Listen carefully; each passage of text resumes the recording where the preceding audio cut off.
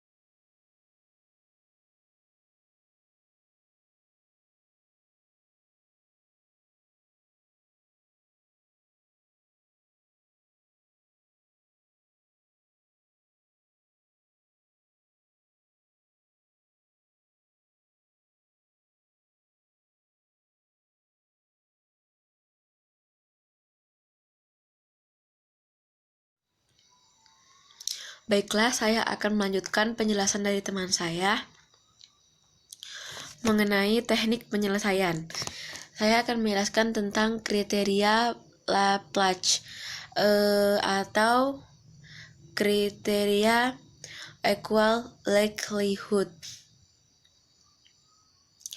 Kriteria Laplace ini adalah pengambilan keputusan yang mengasumsikan bahwa probabilitasnya terjadinya berbagai kondisi adalah sama besarnya. Pengambilan keputusan tidak dapat menentukan atau mengetahui probabilitas terjadinya berbagai hasil, sehingga diasumsikan bahwa semua kejadian itu mempunyai kemungkinan yang sama untuk terjadi.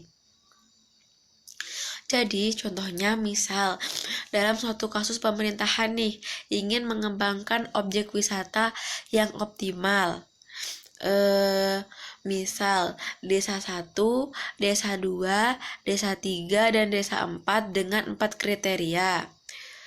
Lalu semua desa-desa itu dengan 4 kriteria itu dihitung dengan rata-rata. Misalnya, objek desa 1 memperoleh 4 nilai kriteria yang berbeda.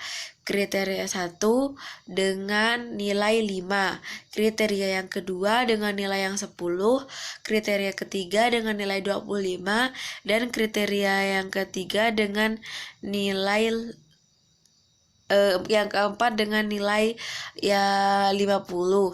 Lalu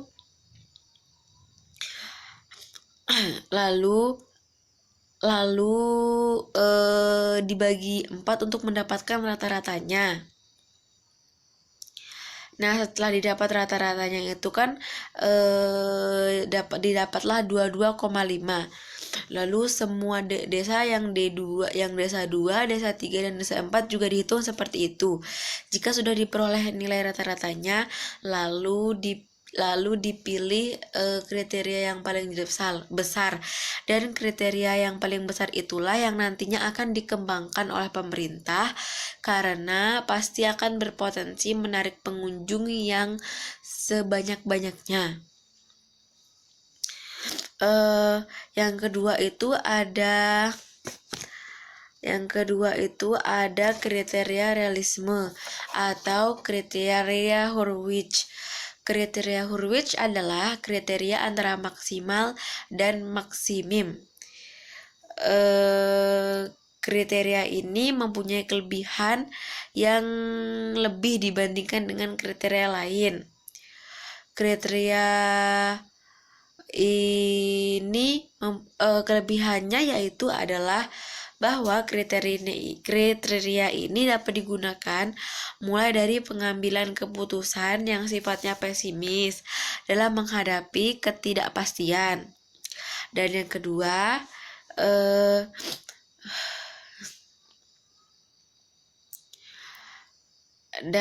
kedua, itu kriteria ini dibagi menjadi dua. Yang pertama adalah dalam persoalan pendapatan, yang kedua itu dalam persoalan biaya. Nah,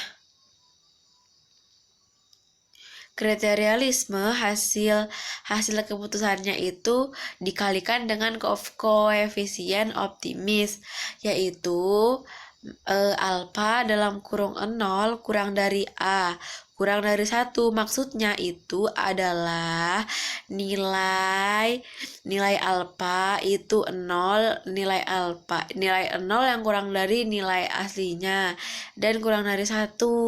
Jika alfa sama dengan 1 adalah sangat optimis, tetapi jika alfa sama dengan 0 adalah sangat pesimis. Jadi ukuran realisme yaitu dalam kurung UR tutup kurung dibagi UR sama dengan hasil maksimal dikali alfa ditambah hasil maksimal X1 min A. Selanjutnya yaitu kriteria regret. Regret yaitu adalah perbedaan antara hasil keputusan yang terbaik dengan hasil keputusan yang lain. Jadi dia itu adalah perbedaannya antara hasil keputusan yang baik dengan keputusan yang lain. Pengambilan keputusan ini akan mengalami suatu kerugian apabila suatu kejadian terjadinya menyebabkan alternatif yang dipilih kurang dari pi of maksimum. Terus yang terakhir yaitu adalah pohon keputusan. Pohon keputusan adalah diagram pilihan, keputusan dan peluang kejadian yang menyertai keputusan, serta dapat dari hasil hubungan antara pilihan dengan kejadian. Apa sih tujuan dari pohon keputusan ini? Jadi tujuan dari pohon keputusan ini adalah untuk memudahkan perusahaan itu menggambarkan situasi keputusan secara sistematis, secara ringkas lah, seperti itu tujuannya. Jadi itu saja penjelasan dari saya.